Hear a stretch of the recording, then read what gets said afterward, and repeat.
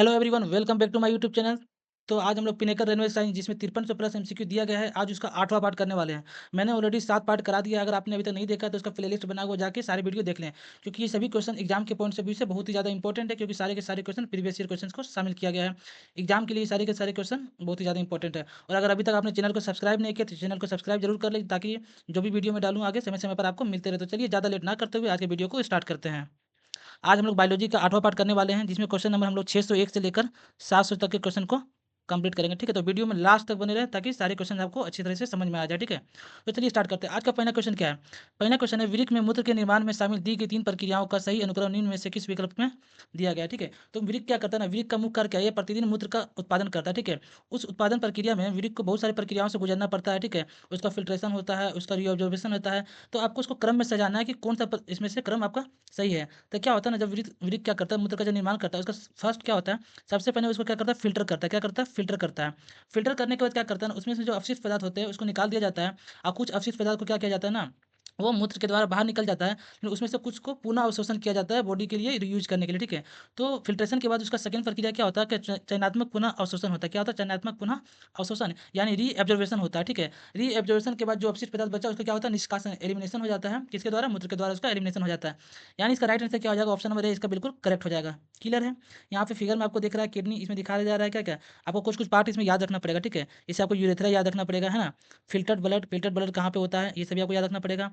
इसके बाद फिर आपको नेफ्रॉन, नेफ्रॉन से भी बहुत सारे रिलेटेड क्वेश्चन अभी आपको मिलने वाले आगे। तो नेफ्रॉन का फिगर को ध्यान रखें, क्योंकि एग्जाम में क्या होता है ना बहुत बार कि नेफ्रॉन का फिगर आपके सामने दे देगा, उसमें से कुछ पार्ट का नाम आपको क्या करेगा, वो पूछ लेगा। तो आपको अगर एनसीईआरटी आपको कवर करना है अच्छे से, तो आपको फिगर भी बहुत सारे ध्यान रखना पड़ेगा एग्जाम के पॉइंट्स ऑफ व्यू से। तो चलिए आज का अगला क्वेश्चन देखते हैं। अगला क्वेश्चन क्या है, मानव वृक्क में वृक्काणु यानी नेफ्रॉन के नलिकानुमा भाग द्वारा आरंभिक निस्पंद से इनमें से किन पदार्थों का चयनात्मक पुनः अवशोषण कर लिया जाता है? ठीक है, मैंने जस्ट अभी पीछे क्या बोला कि सबसे पहले क्या किया जाता है, फिल्ट्रेशन किया जाता है, उसके बाद री एब्जॉर्प्शन किया जाता है। तो यहाँ पूछा गया ना, किन किन चीज़ों का इसमें से री एब्जॉर्प्शन किया जाता है, ये आपको बताना है। तो करेक्ट आंसर क्या हो जाएगा? ग्लूकोज। ग्लूकोज का क्या किया जाता है? री एब्जॉर्ब किया जाता है। जल का, लवण का और अमीनो अम्ल का क्या किया जाता है? री एब्जॉर्ब किया जाता है। तो आपका राइट आंसर क्या हो जाएगा? ऑप्शन नंबर सी हो जाएगा आपका, बिल्कुल करेक्ट आंसर हो जाएगा। क्लियर है? आगे बढ़ा जाए।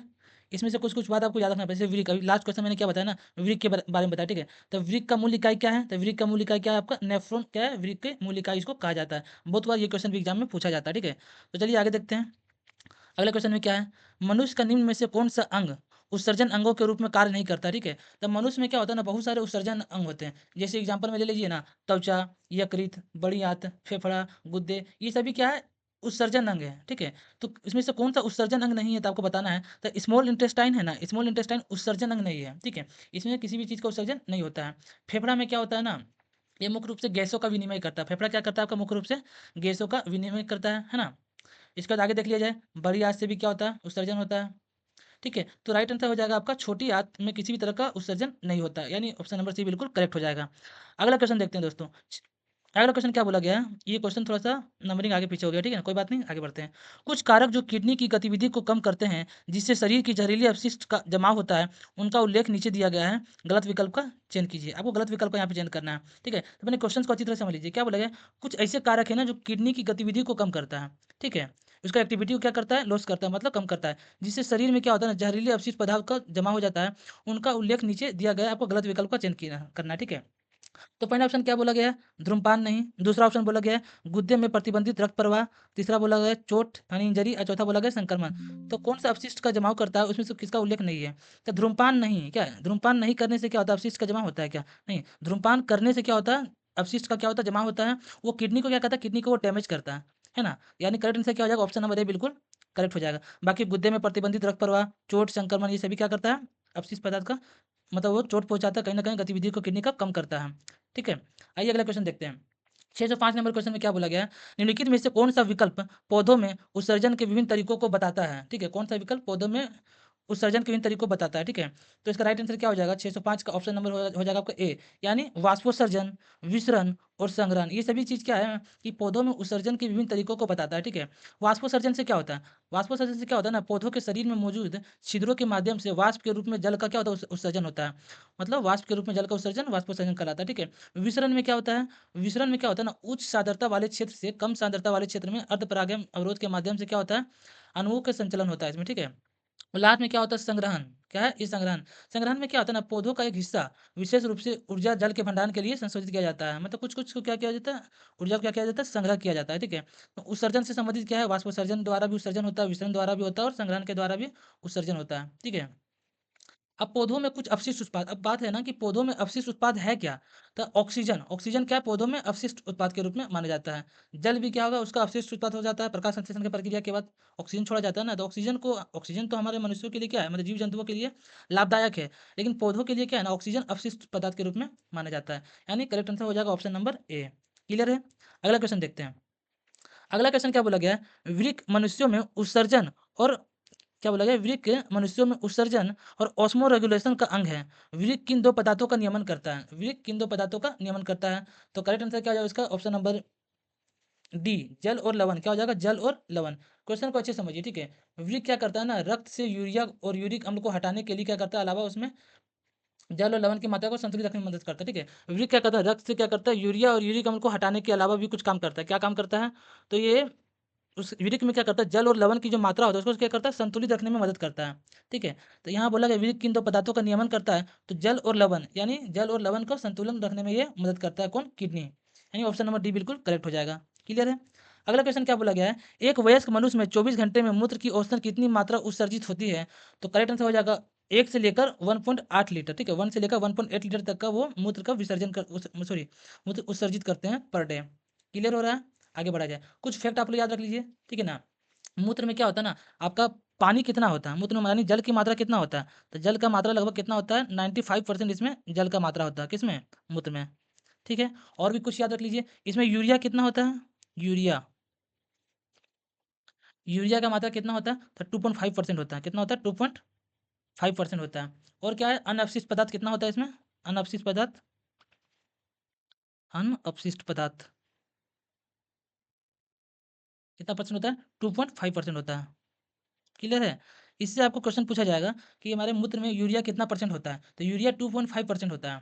क्लियर हो रहा है यहाँ तक? आगे बढ़ते हैं। अगला क्वेश्चन क्या है? मानव शरीर में मूत्र निर्माण के दौरान निम्नलिखित में से कौन-सा घटनाक्रम घटित होता है? आपको बताना है। तो मूत्र निर्माण के दौरान क्या होता है? सबसे पहले फ़िल्ट्रेशन होता है, रीअब्ज़ॉर्प्शन होता है, इसका सिक्रेशन होता है। अभी जस्ट पीछे मैंने बताया ना कि मूत्र निर्माण की प्रक्रिया में क्या होता है? तो फ़िल्ट्रेशन, रीअब्ज़ॉर्प्शन और सिक्रेशन, यानी ऑप्शन नंबर बी बिल्कुल करेक्ट हो जाएगा। आगे बढ़ा जाए। अगला क्वेश्चन क्या है? पौधों में उत्सर्जन के संबंध में निम्नलिखित कथनों में से एक के अलावा अन्य सभी सही है। उस गलत कथन का आपको चयन करना है। ठीक है? तो पहला ऑप्शन क्या बोला गया? उत्सर्जन का तात्पर्य शरीर के अपशिष्ट उत्पादों को बाहर निकालना है। बिल्कुल, यही तो बोला गया ना। उत्सर्जन में क्या होता है ना, बॉडी में जो अपशिष्ट पदार्थ होता है उसको बाहर निकाला जाता है, यानी ऑप्शन नंबर ए क्या है? करेक्ट है। बी में पढ़िए क्या बोला गया? पौधे अपशिष्ट उत्पादों का उत्सर्जन करते हैं किंतु बहुत धीमी गति से करते हैं। बिल्कुल, ये भी सही है। तीसरा क्या बोला गया? पौधों में उनके अपशिष्ट उत्पादों के निष्कासन के लिए कई विशिष्ट अंग होते हैं। नहीं, पौधों में अपशिष्ट का उत्पादन के लिए किसी प्रकार का विशिष्ट अंग नहीं होता है, ठीक है? अभी बताऊँगा इसके बारे में विस्तार से आगे। यानी ऑप्शन नंबर सी क्या है? गलत है। डी में क्या बोला गया है? पौधे अपशिष्ट उत्पादों का उत्सर्जन बहुत कम मात्रा में करते हैं, ये भी सही है। यानी ए, बी और डी सही है और सी नंबर क्या आपका गलत आंसर हो जाएगा, ठीक है? आगे बढ़ा जाए। अगला क्वेश्चन क्या बोला गया है? निम्न में से क्या जलीय जीवों का उत्सर्जी उत्पाद है? जलीय जीवों का उत्सर्जी उत्पाद क्या है? तो इसका करेक्ट आंसर क्या हो जाएगा आपका? अमोनिया, यानी ऑप्शन नंबर ए बिल्कुल करेक्ट हो जाएगा। अमोनिया जलीय जीवों का उत्सर्जी उत्पाद होता है। क्लियर है? क्रिएट, इसके बाद कुछ और ऑप्शन देख लीजिए ना, जैसे यूरिया, लगभग मानव मनुष्यों के द्वारा क्या यूरिया का उत्सर्जन किया जाता है। यूरिक अम्ल का उत्सर्जन किसके द्वारा किया जाता है? तो पक्षी के द्वारा। पक्षी के द्वारा किसका तो उत्सर्जन किया जाता है? यूरिक अम्ल के द्वारा। ठीक है? क्लियर हो रहा है यहाँ तक? आगे देखते हैं। क्रिएटिनिन क्या है? इसमें क्या होता है ना, एक तरह से देखा जाए मांसपेशियों द्वारा बनाया गया अपशिष्ट उत्पाद है। क्रिएटिनिन जो हो गया आपका, ये मांसपेशियों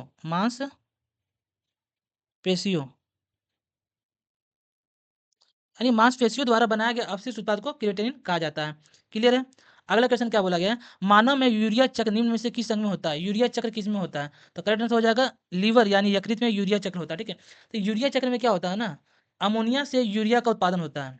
क्लियर, समझ में आ रहा है ना? यूरिया चक्र इसलिए बोला गया है क्योंकि इसमें क्या होता है, अमोनिया से यूरिया का उत्पादन होता है। और ये प्रक्रिया कहाँ पे होता है? यकृत में होता है ना? आगे समझ लीजिए कि इसमें से यूरिया का बात किया मैंने अभी जस्ट, अमोनिया का बात किया कि अमोनिया से यूरिया में उत्पादन होता है। यहाँ नीचे लिख दे रहा है, 1 मिनट रुकिए। अमोनिया,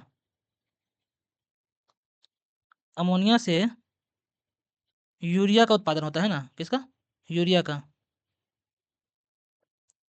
ठीक है? तो अमोनिया का क्या होता है इसमें? इसमें याद रख लीजिए आप इसका रासायनिक सूत्र क्या है? अमोनिया का NH3, अमोनिया का NH3 और यूरिया का क्या है? NH2, NH2 CO2, ठीक है। सॉरी सॉरी सॉरी, एक मिनट, NH2 CO2, ये क्या आपका यूरिया का सूत्र है। ये एग्जाम के पॉइंट से भी आपको याद रखना, बहुत क्या करेगा ना, अमोनिया का पूछ देगा कि अमोनिया का रासायनिक सूत्र क्या था, NH3 हो जाएगा, ठीक है। यानी 611 का ऑप्शन नंबर बी हो जाएगा आपका बिल्कुल करेक्ट। आगे बढ़ा जाए।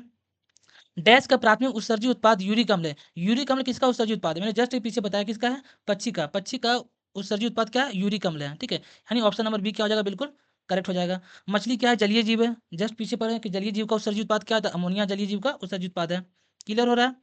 आगे बढ़ते हैं। मनुष्यों का क्या हो जाएगा, यूरिया, है ना, यूरिया।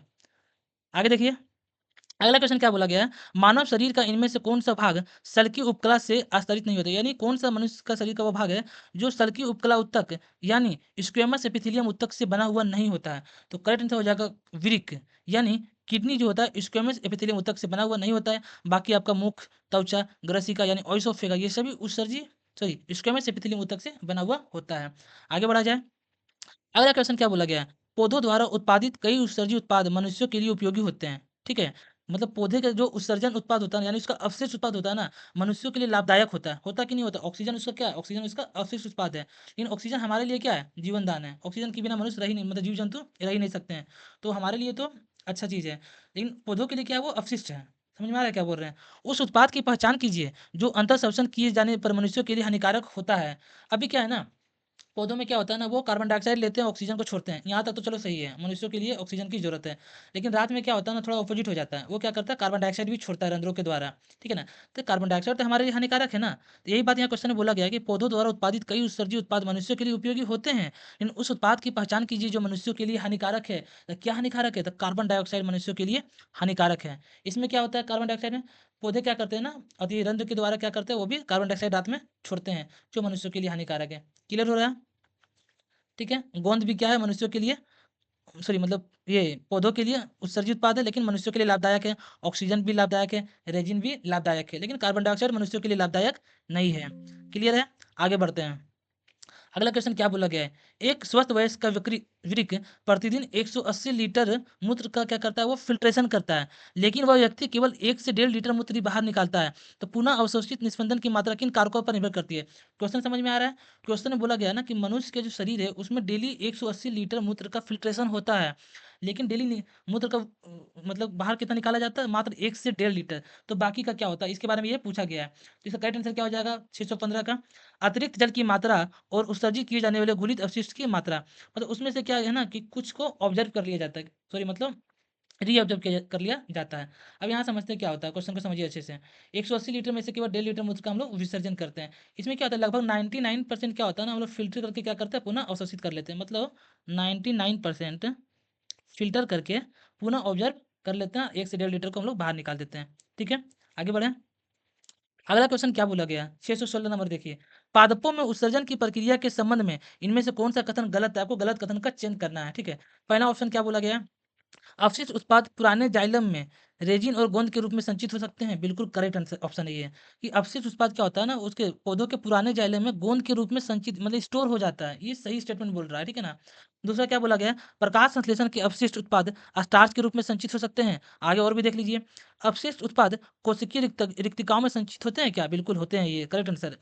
अगला ऑप्शन बोला गया अवशिष्ट उत्पाद झड़ने वाले पत्तियों में संचित हो सकते हैं, ये भी हो सकता है। लेकिन ऑप्शन नंबर बी में क्या बोला गया ना, प्रकाश संश्लेषण का जो अवशिष्ट उत्पाद है स्टार्च के रूप में संचित हो सकते हैं। नहीं भाई, स्टार्च के रूप में ये संचित नहीं होता है। स्टार्च के रूप में क्या संचित होता है, प्रकाश संश्लेषण के दौरान पौधे जो अपना भोजन बनाते हैं ना, उसमें से कार्बोहाइड्रेट वगैरह को क्या करता है, वो स्टार्च के रूप में संचित रखते हैं, ना कि वो अपना अवशिष्ट उत्पाद को स्टार्च के रूप में रखते हैं।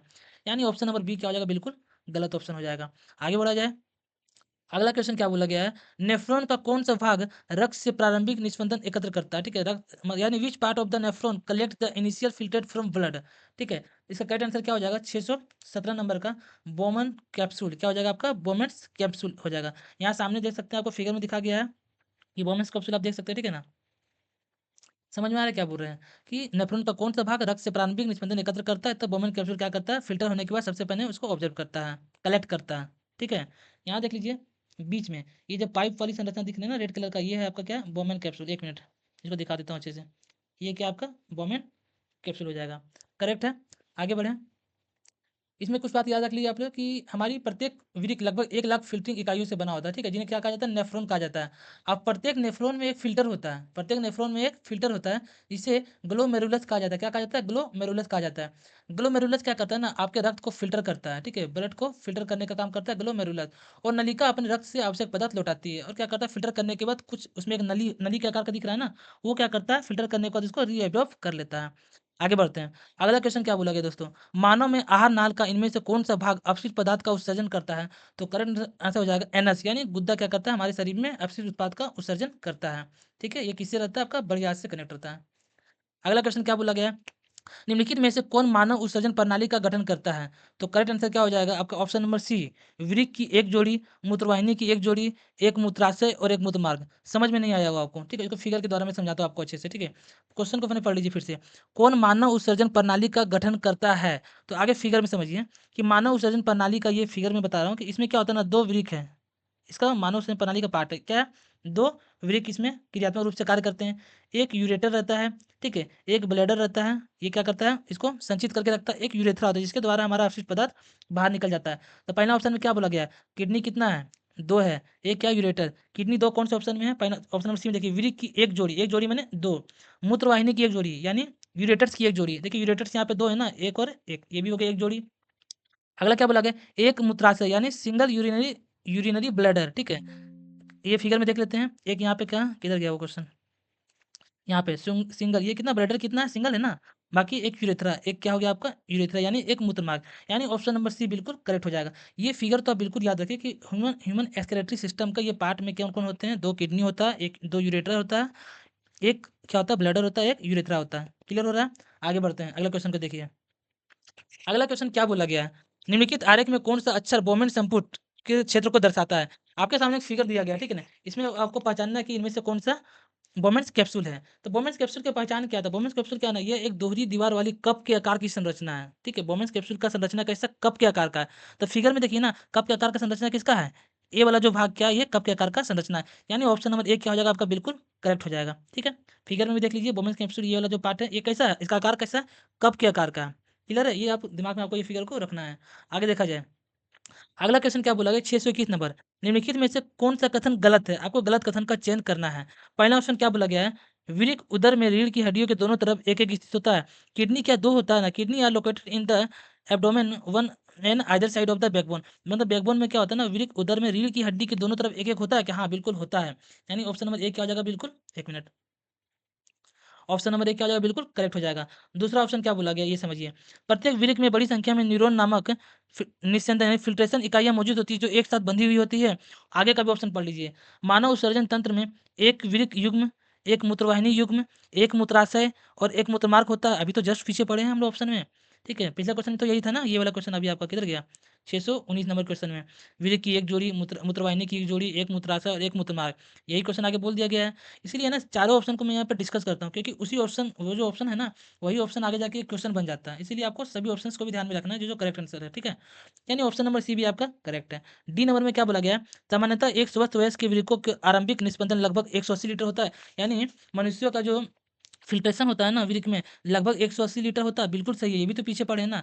लेकिन ऑप्शन नंबर क्या है ना, बी आपका करेक्ट आंसर नहीं है। इसमें क्या बोला गया ना, कि प्रत्येक वृक्क में बड़ी संख्या में न्यूरॉन नामक निस्पंदन इकाइयाँ होती है, जो एक साथ बंधी हुई होती है। ये ऑप्शन क्या होगा आपका? गलत हो गया, यानी ऑप्शन नंबर बी हो जाएगा आपका बिल्कुल गलत।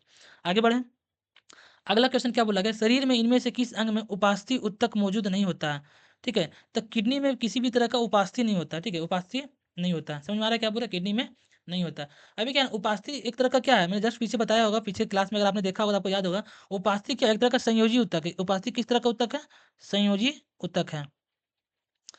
ठीक है? तो इनमें से कौन-सा उपास्थि उत्तक मौजूद उपास्थि किसमें नहीं होता है? तो वृक्क में उपास्थि नहीं होता, बाकी नाक में होता है, क्या होता है? कान में होता है, लैरिंक्स यानी कंठ में होता है, बिल्कुल कंठ में भी होता है। क्लियर हो रहा है? आगे देखते हैं। आज का अगला क्वेश्चन क्या है दोस्तों?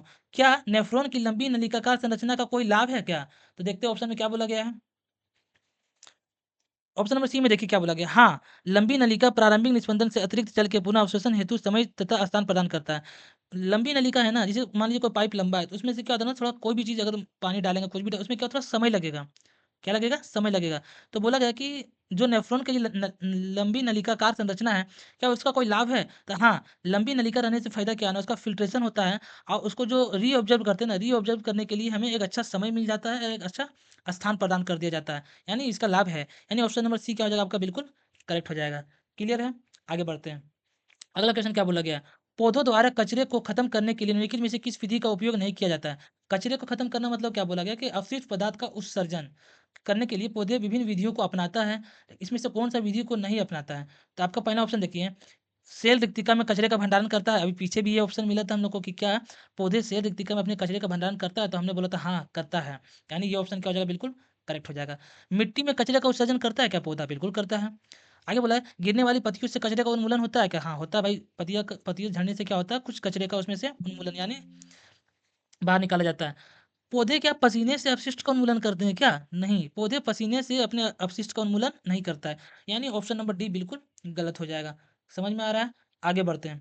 अगला क्वेश्चन क्या बोला गया है? निम्नलिखित में से कौन सा ऊतक वृक्क नलिकाओं की भित्तियों का निर्माण करता है? मतलब हमारा जो वृक्क है ना, उसका जो भित्ति है, वो उसका कौन सा ऊतक के द्वारा इसका निर्माण होता है? तो इसका राइट आंसर हो जाएगा आपका ऑप्शन नंबर डी, यानी उपकला ऊतक। हमारी जो किडनी है, किडनी का जो भित्ति होता है वो किससे बना होता है? अति उपकला ऊतक से बना होता है। यानी ऑप्शन नंबर डी बिल्कुल करेक्ट है। आगे बढ़ा जाए, अगला क्वेश्चन देखिए। निम्नलिखित में से कौन सा भाग मूत्राशय और वृक्क को जोड़ता है? मूत्राशय और वृक्क को कौन सा भाग जोड़ता है? तो करेक्ट आंसर इसका क्या हो जाएगा? सी, मूत्रवाहिनी। मूत्रवाहिनी क्या करता है? इसको जोड़ता है। अब यहाँ समझ लीजिए, आपको रटना नहीं है, फिगर में समझिए कि मूत्राशय को जोड़ता है और वृक्क को जोड़ता है। तो आपके फिगर में ये रहा आपके सामने वृक्क, ठीक है ना, और ये रहा आपके सामने मूत्राशय। इन दोनों को कौन जोड़ रहा है? यूरेटर, यानी मूत्रवाहिनी इसको जोड़ रहा है। तो correct answer option number C क्या हो जाएगा आपका? बिल्कुल करेक्ट हो जाएगा। आगे बढ़े, आगे देखिए। अगला क्वेश्चन क्या है? 628 नंबर। 628 नंबर में क्या बोला गया है? निम्नलिखित में से कौन सा पदार्थ वृक्क द्वारा पुनः अवशोषित नहीं किया जाता है? अभी जस्ट मैंने पीछे बताया कि जब वृक्क में क्या होता है, फिल्ट्रेशन के बाद क्या होता है ना, कुछ पदार्थों को पुनः अवशोषण कर लिया जाता है। तो कौन सा पदार्थ को अवशोषण वो नहीं करता है? ग्लूकोज का करता है कि हाँ भाई ग्लूकोज तो जरूरी है, अमीनो अम्ल का भी करता है, लवण का भी करता है, ठीक है ना। लेकिन क्रिएटिनिन है ना, इसका वो सॉरी उसका वो एब्जॉर्प्शन रीअब्जॉर्प्शन नहीं करता है, ठीक है। मैंने बताया था ना क्रिएटिनिन का क्या काम है कि रोजमर्रा की गतिविधि के हिस्से के रूप में मांसपेशियों द्वारा, ये मांसपेशियों द्वारा बनाया गया एक तरह का अपशिष्ट उत्पाद है ना? इसलिए वृक्क इसका रीअब्ज़ॉर्ब नहीं करता है। आगे बढ़ा जाए, अगला क्वेश्चन क्या बोला गया है? बोला गया है निम्नांकित आकृति मानव के नेफ्रॉन को दर्शाती है। कौन-सा भाग संग्रह नलिका है? इसमें से कौन-सा भाग क्या है आपका? कलेक्टिंग डक्ट है। आपको वो बताना है। इसका करेक्ट आंसर क्या हो जाएगा? क्षेत्र ए, ए वाला ये वाला जो भाग है ना आपका ये क्या है? कलेक्टिंग डक्ट है। यानी ऑप्शन नंबर ए क्या आ जाएगा आपका? बिल्कुल करेक्ट हो जाएगा। आगे बढ़ें। अगला क्वेश्चन क्या बोला गया है? नीचे एक वृक्काणु यानी नेफ्रॉन का चित्र दिया गया है। वृक्क और वृक्काणु दोनों में अंतर है, ठीक है। वृक्क बोलेगा तो किडनी और वृक्काणु बोलेगा तो नेफ्रॉन, ठीक है। कंफ्यूजन नहीं होना है इसमें। उस विकल्प का चयन कीजिए जो इसके ए बी सी और डी द्वारा निम्नांकित भागों का सही अनुक्रम आपको दर्शाता है, ठीक है। तो ए किसको दिखा रहा है? देख लीजिए यहाँ पे ए दिखा रहा है वृक्क शिरा की शाखा, ब्रांच ऑफ रेनल वेन। समझ में आ रहा है क्या बोल रहे हैं? ए दिखा रहा है, सॉरी ये नहीं होगा, एक मिनट। 630 है ना? इसमें बोला गया है कि ए क्या दिखा रहा है? ए दिखा रहा है वृक्क धमनी की शाखा। बी क्या दिखा रहा है? बी दिखा रहा है आपका केशिका गुच्छ यानी ग्लोमेरुलस को दिखा रहा है। ग्लोमेरुलस बी को दिखा रहा है, ठीक है। सी में क्या बोला गया? सी में देखिए ना वो कप के आकार की संरचना है इसका। तो सी में क्या बोला गया इसमें? बोमेन संपुट। अभी जस्ट पीछे देखे हैं। और डी क्या दिखा रहा है इसमें? डी दिखा रहा है वृक्क शिरा की शाखा यानी branch of renal vein. Clear हो रहा है? यानी ऑप्शन नंबर बी हो जाएगा आपका बिल्कुल करेक्ट। आप देख रहे हैं ना कि फिगर से ही क्वेश्चंस बन रहा है। फिगर में क्या करें, एक फिगर दे दिया, उसमें आपको ए बी सी डी लिख दिया, इसके ए को कौन सा नाम है, बी का क्या है, सी का क्या है, डी का क्या है। ये आपको तभी याद होगा जब आप बहुत ही डीपली फिगर्स को देखेंगे, उसके नाम को आप ध्यान में रखेंगे। आगे बढ़ते हैं। अगला क्वेश्चन क्या बोला गया? कृत्रिम वृक्क के उपयोग से नाइट्रोजन युक्त अपशिष्ट को हटाने की प्रक्रिया क्या कहलाती है? इसे क्या कहा जाता है? हीमोडायलिसिस। इसे क्या कहा जाता है? हीमोडायलिसिस। हीमोडायलिसिस में क्या होता है ना, एक आर्टिफिशियल किडनी को लिया जाता है, ठीक है। उसमें क्या आर्टिफिशियल किडनी के द्वारा नाइट्रोजन युक्त अपशिष्ट को हटाने की प्रक्रिया को हीमोडायलिसिस कहा जाता है। क्लियर हो रहा है? आगे बढ़ते हैं। अगला क्वेश्चन क्या बोला गया है? एक समान वयस्क मनुष्य प्रतिदिन 10 ml मूत्र का उत्सर्जन करता है। तो करेक्ट आंसर कितना हो जाएगा आपका? 1000 से 2000 ml। 1000 से 2000 ml, इसको ml में याद रखिए, है ना? ml मूत्र का उत्सर्जन करता है। आगे देखिए, अगला क्वेश्चन क्या बोला गया है? निम्नांकित में से कौन सी आकृति मानव उत्सर्जन तंत्र में मूत्रवाहिनी नीली रेखाओं के रूप में दर्शाई गई है और मूत्राशय की स्थिति दर्शाता है? आपके सामने 4 फिगर दे दिया गया है, है ना? चारों फिगर में आपको क्या करना है आपको, मानव उत्सर्जन तंत्र में मूत्रवाहिनी और मूत्राशय को स्थिति दर्शाता है, ठीक है? तो फिगर में देख लीजिए ना आपको, मूत्राशय, मूत्राहिनी, ये वाला फिगर आपको कौन-सा करेक्ट हो जाएगा आपका? इस तरह का फिगर किधर है? ऑप्शन नंबर ए को देखिए, ऑप्शन नंबर ए क्या हो जाएगा? बिल्कुल करेक्ट। सॉरी, ऑप्शन नंबर ए नहीं, मतलब आकृति 1 को देखिए, यानी ऑप्शन नंबर बी हो जाएगा आपका, बिल्कुल करेक्ट हो जाएगा। क्लियर है? आगे देखिए, निम्नांकित चित्र में दाएँ मानव वृक्क को दर्शाया गया है, ठीक है? दाहिना मनुष्य का जो दाहिना वृक्क है उसको दिखाया गया है ना? आपको क्या करना है ना, मूत्रवाहिनी किस बिंदु पर वृक्क से बाहर निकलता है? तो ये आप देख लीजिए ना, ये वाला जो आपका दिया है ना वृक्क, उसमें से, सॉरी दायाँ है ना? बायाँ नहीं बोला गया, दायाँ बोला गया, यानी ये वाला है। तो इसमें से मूत्रवाहिनी है ना, किस बिंदु पे बाहर निकलता है? अब देखिए ना, मूत्रवाहिनी कहाँ से बाहर निकल रहा है? ये वाला पार्ट है ना, ये वाला पार्ट से मूत्रवाहिनी बाहर निकल रहा है। तो ये पार्ट इसमें कौन-सा है? 2 नंबर पार्ट है, ये वाला है ना? इस तरह का हो गया। यानी करेक्ट आंसर क्या हो जाएगा? 634 का ऑप्शन नंबर बी हो जाएगा, बिल्कुल करेक्ट। क्लियर हो रहा है? आगे देखते हैं। अगला क्वेश्चन क्या बोला गया है? पादपों में स्तनधारियों की भांति वृक्क जैसा सुपरिभाषित उत्सर्जन तंत्र मौजूद क्यों नहीं होता? ऐसे मनुष्यों में उत्सर्जन के लिए एक विशेष अंग होता है, लेकिन पादपों में ऐसा नहीं होता है। पहला क्वेश्चन तो शायद यही मिला था ना कि पादपों में कोई विशेष अंग होता है क्या उत्सर्जन के लिए? नहीं होता है। क्यों नहीं होता है? यही क्वेश्चन को बोला गया है। तो इसका राइट आंसर क्या हो जाएगा? वे अपने कायिक अंगों के माध्यम से उत्सर्जित करते हैं। पौधे क्या करते हैं? अपने कायिक अंगों के माध्यम से उत्सर्जन करते हैं, इसलिए उसमें कोई विशिष्ट अंग मौजूद नहीं होता है। आगे देखिए, कृत्रिम वृक्क यानी आर्टिफिशियल किडनी द्वारा रक्त से यूरिया को किस प्रकार निकाला जाता है? इसके लिए कौन सा विधि का प्रयोग होता है? इसके लिए प्रासरण विधि माने ऑस्मोसिस का यूज किया जाता है कृत्रिम वृक्क से यूरिया को बाहर निकालने के लिए। क्लियर हो रहा है? आगे बढ़ते हैं। अगला क्वेश्चन क्या बोला गया है? हीमोडायलिसिस में कई अर्धपरागम स्तर युक्त नलिकाएं होती है जो एक तरल पदार्थ से भरे टैंक में निलंबित होती है।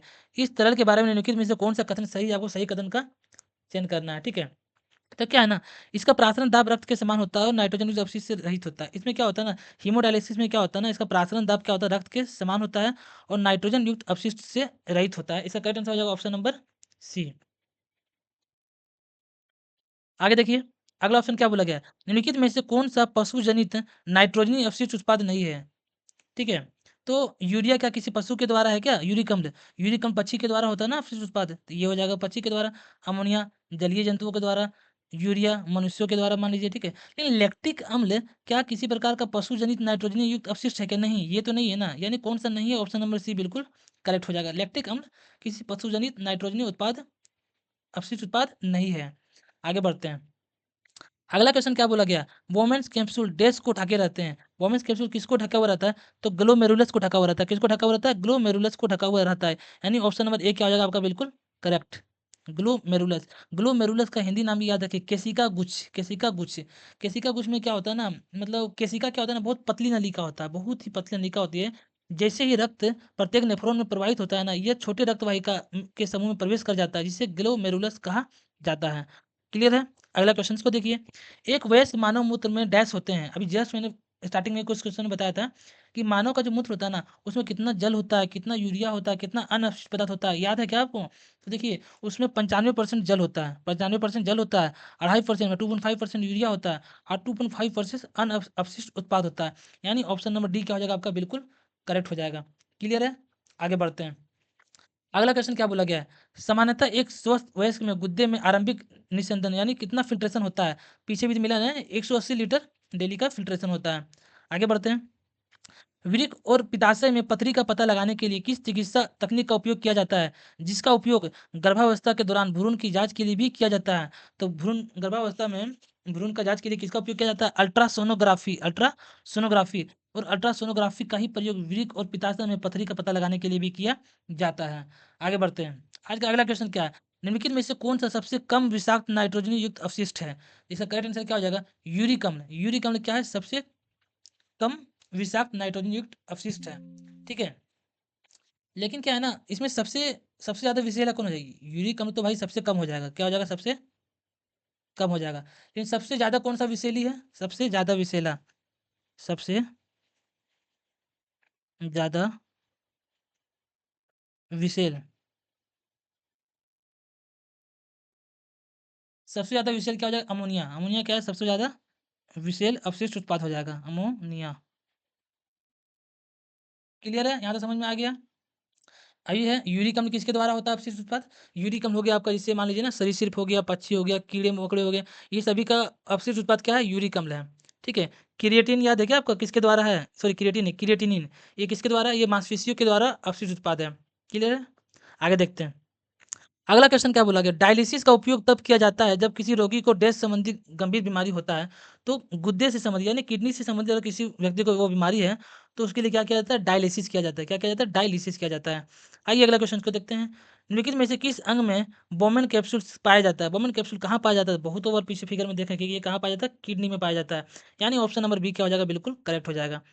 अगला क्वेश्चन क्या है, हम मूत्र त्याग की उत्तेजना को नियंत्रित कर सकते हैं कैसे। तो ऑप्शन नंबर डी में देखिए, मांसपेशीय मूत्राशय की तंत्रिका नियंत्रण में होने पर हम लोग क्या करते हैं, मूत्र त्याग की उत्तेजना को नियंत्रित कर सकते हैं। अगला क्वेश्चन क्या है, मानव के गुर्दे में निस्पंदन की इकाइयों को डैश कहा जाता है। तो क्या हो जाएगा, इसका करेक्ट आंसर हो जाएगा नेफ्रॉन। क्या हो जाएगा, नेफ्रॉन।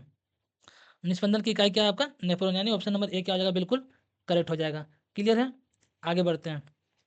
अगला क्वेश्चन बोला गया है, पुरस्थ ग्रंथि से होने वाले स्राव यानी the secretion from the prostate gland, ठीक है, इसको इंग्लिश में नाम याद रख लीजिएगा, प्रोस्टेट ग्लैंड के द्वारा होने वाले स्राव डैश में प्रवेश करता है। तो करेक्ट आंसर क्या हो जाएगा आपका, मूत्र मार्ग। किधर प्रवेश करता है, यूरेथ्रा यानी मूत्र मार्ग में प्रवेश करता है। प्रोस्टेट ग्लैंड आपका कहाँ पाया जाता है, ये ब्लेडर के नीचे पाया जाता है। ये जो ब्लेडर है ना, इसके कहाँ नीचे पाया जाता है, प्रोस्टेट ग्लैंड। ठीक है, इसके द्वारा जो स्राव होता है ना, वो किसके द्वारा बाहर निकलता है, सॉरी किस में प्रवेश करता है, तो यूरेथ्रा के द्वारा, यानी ऑप्शन नंबर सी हो जाएगा बिल्कुल करेक्ट ऑप्शन। आगे बढ़िए। डैश एक 20 सेंटीमीटर लंबी ट्यूब है जो मूत्राशय से मूत्र ले जाती है।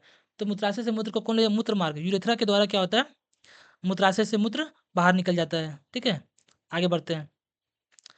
ये याद रखिए, ये कितना लंबाई से कितना, 20 सेंटीमीटर लंबी ट्यूब है ना। अगला क्वेश्चन क्या बोला गया है, वॉश डिफरेंस डैश से आने वाली एक ट्यूब के साथ जुड़कर एक समान मार्ग बनाता है जिसे मूत्र मार्ग कहा जाता है।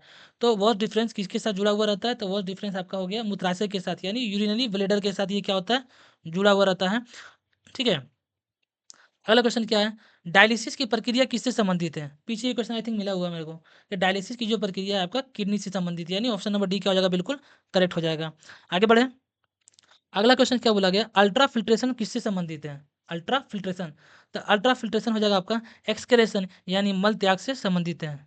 उसी में होता है ना कि पहले फिल्टर किया जाता है, रीअब्जॉर्ब किया जाता है, फिर एक्सक्रेशन यानी त्याग किया जाता है। तो मल त्याग आपका अल्ट्रा फिल्ट्रेशन से, मतलब अल्ट्रा फिल्ट्रेशन इससे संबंधित है, मल त्याग से।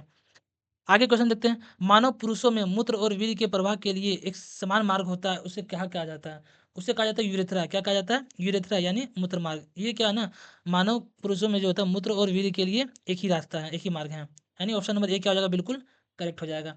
आगे बढ़ते हैं।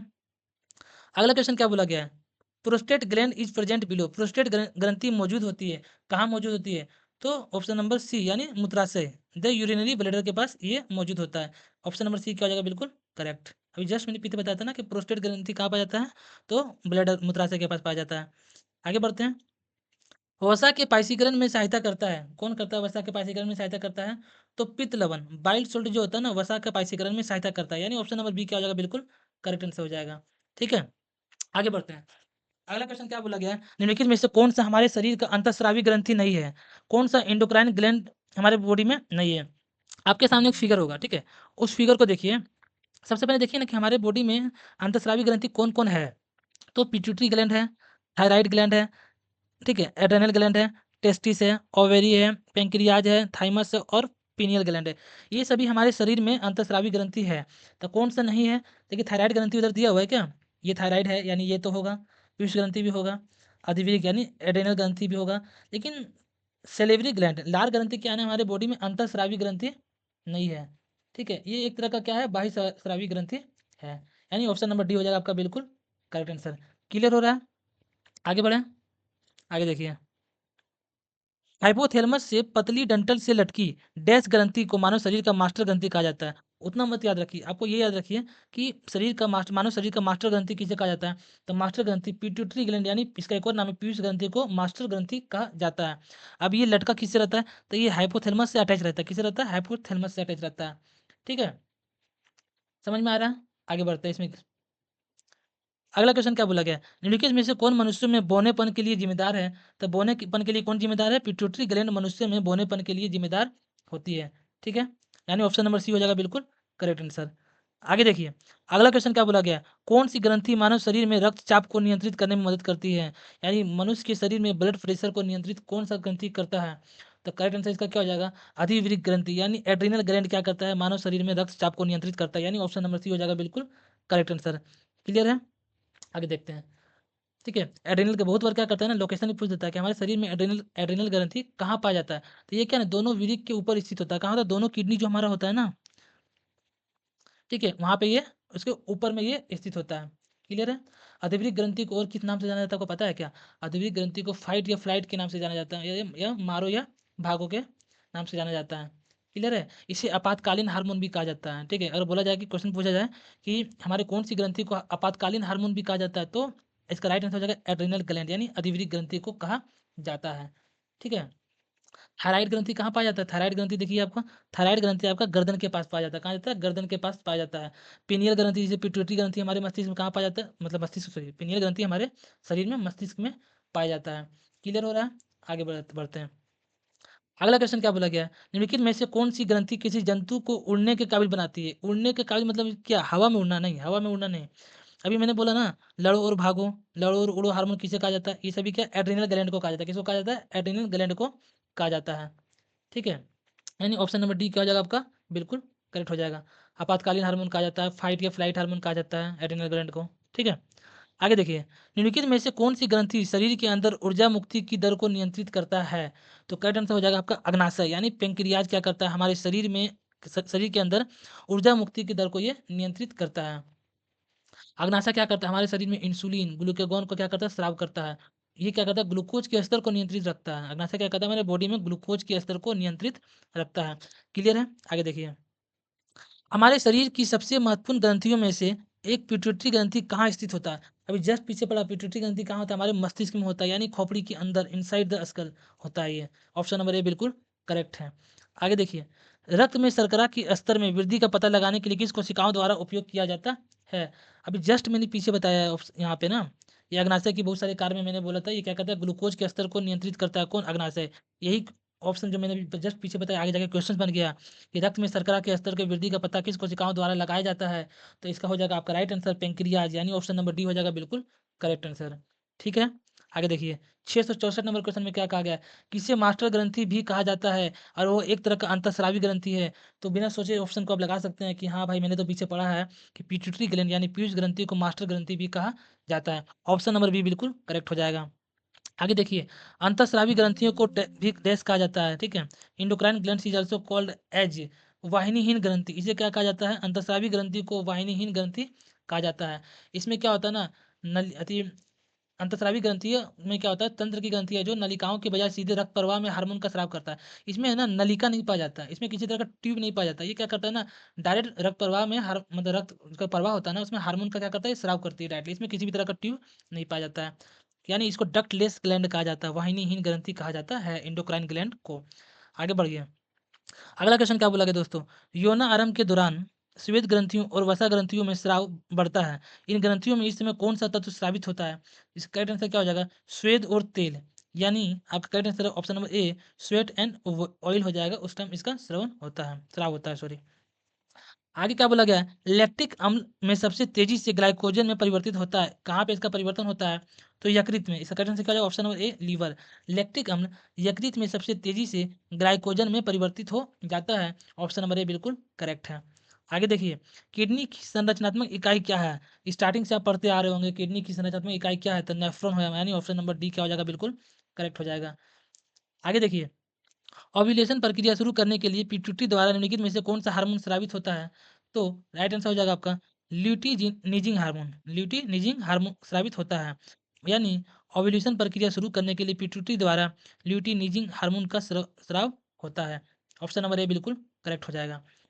670 नंबर में देखिए, प्रोस्टेट ग्रंथि डैश के नीचे स्थित होता है। जस्ट मैंने पीछे बताया था कहाँ, मूत्राशय यानी ब्लैडर के नीचे ये क्या होता है, स्थित होता है। ऑप्शन नंबर ए क्या हो जाएगा, बिल्कुल करेक्ट है।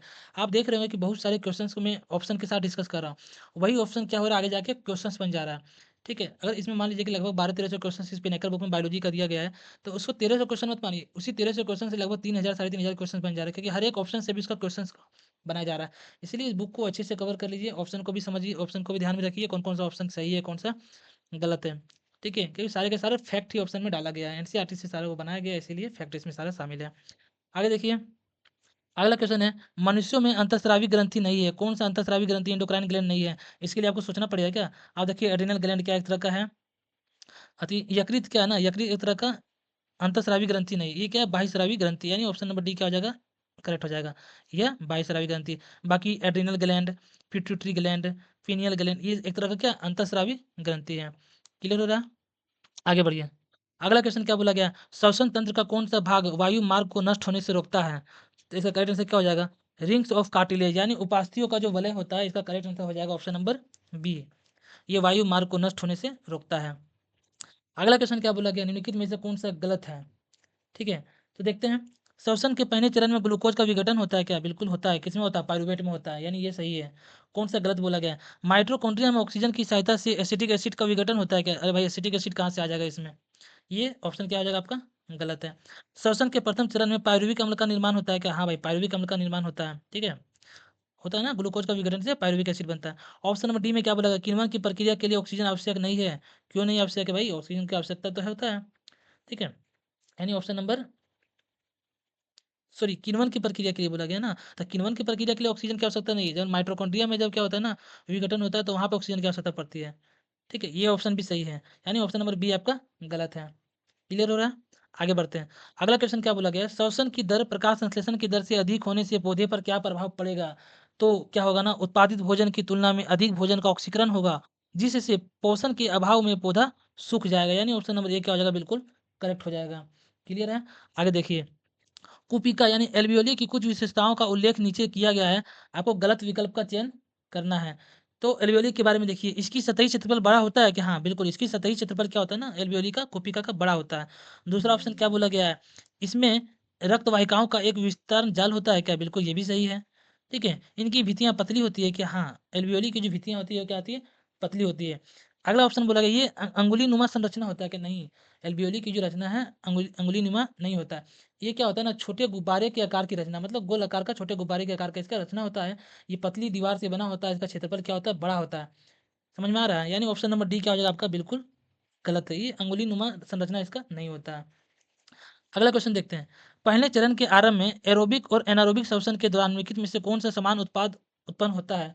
द करेक्ट आंसर हो जाएगा आपका पायरुवेट, ठीक है, जब एरोबिक और एनारोबिक श्वसन के दौरान क्या होता है, सबसे पहले ग्लूकोज का विखंडन होता है पायरुवेट के रूप में होता है, ठीक है, किसके रूप में होता है, पायरुवेट के रूप में होता है, यानी ऑप्शन नंबर ए क्या हो जाएगा, बिल्कुल करेक्ट हो जाएगा, कोशिका द्रव में। अगला क्वेश्चन क्या बोला गया, श्वास रंध्र निम्नलिखित में से किस प्राणी में पाए जाते हैं?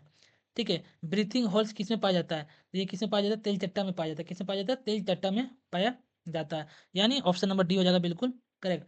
तेल चट्टा में क्या है ना, बिना रीढ़ की हड्डी वाला कीट है, इसमें रीढ़ का हड्डी नहीं पाया जाता है, ठीक है, और उसमें क्या होता है ना, छोटे छोटे छिद्र होते हैं जिसके द्वारा वो सांस लेते हैं। क्लियर है?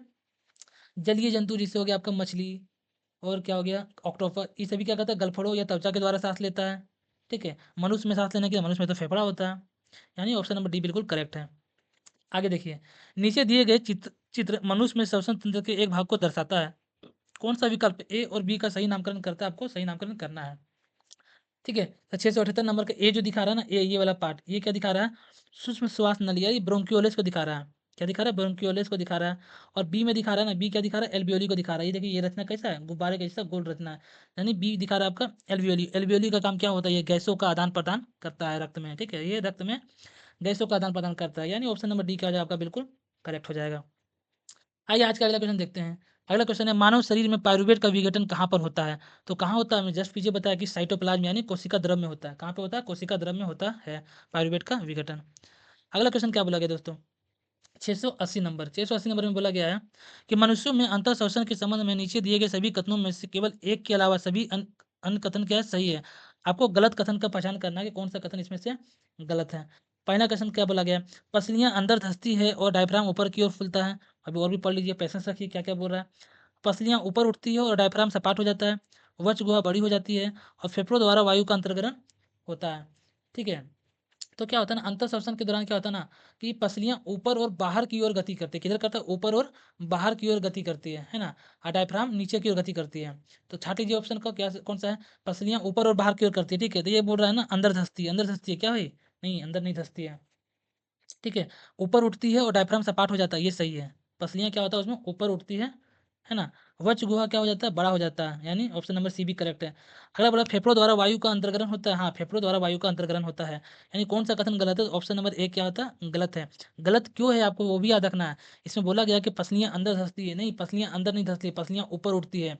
और बोला गया डायफ्राम ऊपर की ओर फूलता है। इसमें क्या होता है ना, डायफ्राम नीचे की ओर गति करता है, ना कि ऊपर की ओर। ठीक है, यानी ऑप्शन नंबर ए बिल्कुल गलत है। अगला क्वेश्चन क्या बोला गया है, जंतुओं में श्वसन सतह की कुछ विशेषताओं का उल्लेख नीचे दिया गया है। गलत विकल्प का आपको चयन करना है। किसके बारे में बोला गया है, जंतु में श्वसन सतह के बारे में बताया गया। इसमें से कौन सा गलत है, इसमें क्या बोला गया ना, इस क्षेत्र में वायु के अंदर ले आने और बाहर ले जाने के लिए एक तंत्र मौजूद होता है, बिल्कुल करेक्ट है, ऑप्शन नंबर ए करेक्ट है। दूसरा बोला गया ना, यह बहुत मोटी होती है, नहीं भाई, ये मोटी नहीं होती, यह पतली होती है, यानी ऑप्शन नंबर बी क्या हो जाएगा आपका, बिल्कुल गलत हो जाएगा। ठीक है, तीसरा ऑप्शन बोला इसकी सतही क्षेत्रफल बड़ा होता है क्या, हाँ बड़ा होता है। यह सामान्यतः शरीर के अंदर स्थित होता है क्या, हाँ ये शरीर के अंदर स्थित होता है, यानी कौन सा कथन गलत है, तो ऑप्शन नंबर बी क्या आपका गलत है। क्लियर है। अगला क्वेश्चन देखिए, प्रत्येक श्वसन चक्र के दौरान जब वायु अंदर ली जाती है और बाहर निकाली जाती है तो फेफड़ों में हमेशा कुछ मात्रा में वायु होती है, ताकि ऑक्सीजन को अवशोषित करने और कार्बन डाइऑक्साइड को छोड़ने के लिए पर्याप्त समय मिल सके। वायु की इस मात्रा को क्या कहा जाता है, तो वायु को इस मात्रा को क्या कहा जाता है, अवशिष्ट मात्रा, यानी रीशेड्यूल वॉल्यूम इसको कहा जाता है। ऑप्शन नंबर डी हो जाएगा बिल्कुल करेक्ट। अगला क्वेश्चन क्या बोला गया है, फेफड़ों में मौजूद वे गुब्बारों जैसी संरचना, गुब्बारे जैसी संरचना किसका होता है, एल्वियोली यानी कुपिका का होता है। क्या कहलाती है जो गैसों का विनिमय होता है, तो राइट आंसर हो जाएगा ऑप्शन नंबर बी, कुपिका। कुपिका की जो रचना होती है गुब्बारों की जैसे होता है, इसका काम क्या है, गैसों का विनिमय आदान प्रदान करता है। आगे देखिए, अगला क्वेश्चन क्या बोला गया, सिगरेट पीना स्वास्थ्य के लिए हानिकारक क्यों माना जाता है, तो इसका करेक्ट आंसर हो जाएगा क्योंकि यह ऊपरी श्वसन पथ में मौजूद पश्चाप को नुकसान पहुंचाता है। हमारे बॉडी मतलब जो सीलिया होता है ना, वो सीलिया क्या करता है, वो उसको हानि पहुंचाता है। ठीक है, सीलिया क्या होता है, सीलिया क्या होता है ना कि वो छोटे बालों जैसी रचना होती है, छोटी छोटी रचना होती है।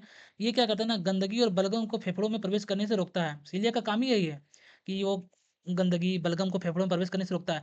और सिगरेट पीने से हम उसी सीलिया को अगर डैमेज कर देंगे तो क्या होगा, हमारे शरीर के लिए वो हानिकारक हो जाएगा। क्लियर है। आगे देखते हैं, मनुष्य के श्वसन तंत्र में वायु की मात्रा कम होने पर निम्न में से किसकी उपस्थिति श्वसन तंत्र में वायु मार्ग को निपतित नहीं होने देती है। ठीक है, इसे करेक्ट आंसर क्या हो जाएगा, रिंग ऑफ कार्टिलेज यानी उपस्थि वलय। ठीक है, क्वेश्चन को फिर से पढ़ रहा हूं।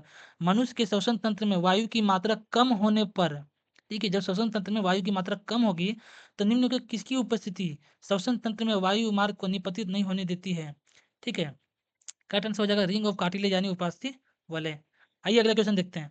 आगे बोला गया है, श्वसन की प्रक्रिया के दौरान ग्लूकोज के एक अणु के साथ ऑक्सीजन के कितने अणु जुड़े होते हैं, तो इसका करेक्ट आंसर क्या हो जाएगा, 6 अणु जुड़े होते हैं, यानी ऑप्शन नंबर सी क्या हो जाएगा, सी। रटना नहीं है, आपके सामने इक्वेशन दिया गया है श्वसन प्रक्रिया का, इसमें ग्लूकोज और ऑक्सीजन जब मिलता है तो क्या होता है, कार्बन डाइऑक्साइड, वाटर और एनर्जी होता है, उत्पादन होता है। ठीक है, मतलब हम लोग जो सांस लेते हैं क्या करते हैं, ऑक्सीजन को अंदर लेते हैं ना, ऑक्सीजन हमारे ग्लूकोज से क्या करता है, प्रक्रिया करके कार्बन डाइऑक्साइड छोड़ता है और वाटर को छोड़ता है। तो वही बात यहाँ बोला गया ना कि ग्लूकोज के एक अणु के साथ, यहाँ ग्लूकोज के एक अणु के साथ ऑक्सीजन का कितना अणु होता है, तो देखिए ना इक्वेशन में, यहाँ ऑक्सीजन का कितना अणु जुड़ा हुआ है इसके साथ, ऑक्सीजन का 6 अणु जुड़ा हुआ है, यानी ऑप्शन नंबर सी बिल्कुल करेक्ट हो जाएगा। क्लियर है। अगला क्वेश्चन को देखिए, इनमें से कौन सी गैस सभी प्रकार के वायवीय जीवन रूप के लिए आवश्यक है, इसका करेक्ट आंसर क्या हो जाएगा, 687 का बी ऑक्सीजन। ऑक्सीजन क्या है आपका, वायवीय माने एरोबिक रेस्पिरेशन के लिए कौन सा गैस जरूरी है, तो ऑक्सीजन जरूरी है। बिना ऑक्सीजन का वायु श्वसन हो ही नहीं सकता, अगर बिना ऑक्सीजन के हो रहा है उसे अवायवीय श्वसन कहा जाता है। ठीक है, आगे बढ़ते हैं। ये क्वेश्चन के आप लोग याद रखिएगा, ये जो है ना, ये क्वेश्चन का आपको क्या करना है, याद रखना है, ये इंपॉर्टेंट इक्वेशन है ना, सेल रेस्पिरेशन फॉर्मूला। आगे देखिए, अगला क्वेश्चन क्या बोला गया है, निम्नलिखित में से कौन से पौधों में श्वसन के अंतिम उत्पाद है। अभी यहाँ देख लीजिए ना क्वेश्चन में, ग्लूकोज और ऑक्सीजन मिलने का क्या बनता है, कार्बन डाइऑक्साइड बनता है, वाटर बनता है, एनर्जी बनता है। अब देख लीजिए ऑप्शन में किधर है, कार्बन डाइऑक्साइड है, कार्बन डाइऑक्साइड इधर है। ठीक है, जल इधर है, एनर्जी इधर है, यानी ऑप्शन नंबर डी क्या हो जाएगा आपका, बिल्कुल करेक्ट हो जाएगा। 688 का आंसर ऑप्शन नंबर डी। अगला क्वेश्चन देखिए, नीचे दिखाए गए मानव श्वसन तंत्र के भागों को विकल्प में दिए गए अनुसार ए और बी और सी अक्षरों द्वारा नामांकित किया गया है। आपको सही विकल्प का चयन करना है, तो ए किसको दिखा रहा है, बी किसको इंडिकेट कर रहा है, सी किसको इंडिकेट कर रहा है। ठीक है, ए दिखा रहा है ग्रसनी को, ए किसको दिखा रहा है, ग्रसनी को। बी दिखा रहा है आपका स्वर यंत्र यानी लेरिक्स को दिखा रहा है, और सी किसको दिखा रहा है, सी दिखा रहा है श्वास नली यानी ट्रेकिया को दिखा रहा है। फिगर आप लोग ध्यान में जरूर रखिएगा, फिगर का नाम जरूर याद रखिएगा, किस पार्ट को क्या कहा जाता है, यानी ऑप्शन नंबर सी क्या हो जाएगा, बिल्कुल करेक्ट हो जाएगा। क्लियर है। आइए अगला क्वेश्चन देखते हैं। अगला क्वेश्चन क्या बोला गया है, विश्राम अवस्था में एक वयस्क मनुष्य 1 मिनट में कितनी बार सांस लेता है, तो 1 मिनट में लगभग वो 15 से 18 बार सांस लेता है। 15 से 18 कब लेता है, जब वो विश्राम अवस्था में आराम से बैठा हुआ है, कोई भी बॉडी एक्टिविटी नहीं हो रहा है तो। क्लियर। अगला क्वेश्चन देखिए, वायवीय श्वसन के संदर्भ में निम्नलिखित में से कौन सा कथन सही है? आपको सही कथन का चयन करना है। तो वायवीय श्वसन में क्या होता है ना, माइटोकॉन्ड्रिया में पाइरूवेट के एक अणु का विखंडन के फलस्वरूप कार्बन डाइऑक्साइड के 3 अणु बनते हैं। यानी ऑप्शन नंबर बी क्या हो जाएगा? बिल्कुल करेक्ट आंसर हो जाएगा। आगे देखिए, अगला क्वेश्चन क्या बोला गया दोस्तों? 692 नंबर, इसमें बोला गया है स्थलीय जंतुओं में गैसों का आदान प्रदान विसरण द्वारा होता है। ठीक है, स्थलीय जंतुओं में गैसों का आदान प्रदान विसरण के द्वारा होता है। निम्नलिखित में से कौन सा कथन इन जंतुओं में श्वसन के बारे में सही है? आपको सही कथन का चयन करना है। तो पहला ऑप्शन क्या बोला गया? उनकी सतह के माध्यम में प्रसार होता है, बिल्कुल सही है। इनकी सतह सूक्ष्म और नाजुक होती है जो गैसों का आदान प्रदान को सक्षम बनाती है, ये भी सही है। अगला बोला गया उनके पास वायु के प्रवाह के लिए मार्ग हो सकते हैं, बिल्कुल सही होता है ना, वायु के प्रवाह के लिए मार्ग होता है। आगे बोला गया उनके पास कम सतह क्षेत्र है, अभी तो ऊपर हम लोग बोले हैं ना कि सतह ज़्यादा होता है, ठीक है, तो कम सतह क्षेत्र का कहाँ से बात हो जाएगा भाई? यानी ऑप्शन नंबर डी क्या हो जाएगा? बिल्कुल गलत है। यानी ए बी सी सही है, यानी ऑप्शन नंबर ए बिल्कुल करेक्ट है।